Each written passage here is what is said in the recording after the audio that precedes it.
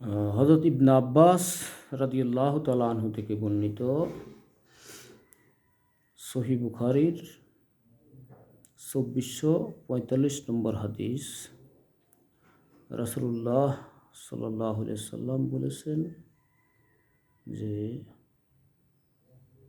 ৭০,০০০ উম্মত, আমার ৭০,০০০ উম্মত বিনা হিসাবে জান্নাতে যাবে। ওই ৭০,০০০ উম্মত কারা? যারা কোনো তন্ত্র মন্ত্র গ্রহণ করে নাই, তাবিজ গ্রহণ করে নাই, কোনো কিছুর ভরসা করে নাই, কবর পূজা করে নাই, কবরে টাকা পয়সা দেয় নাই, মান্যত করে নাই।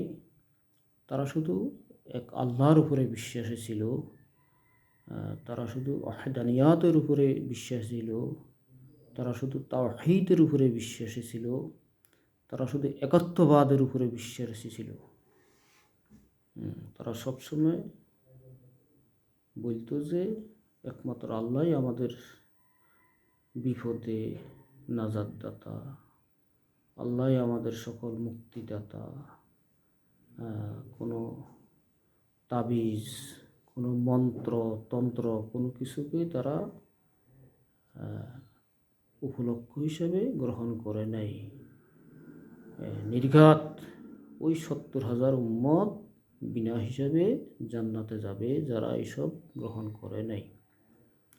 আমরাও এসব মন্ত্রতন্ত্র তাবিজ তোমার বিভিন্ন ধরনের কবিরাজি, বিভিন্ন ধরনের মুশরিকি কাজ থেকে যদি আমরা বিরত থাকি, তাহলে আমরা এই ৭০,০০০ উপরে অন্তর্ভুক্ত থাকবো ইনশাআল্লাহ। আল্লাহ আমাদেরকে তৌফিক দিক, আমিন। সহিহ বুখারী ২৪৪৫ নম্বর হাদিস।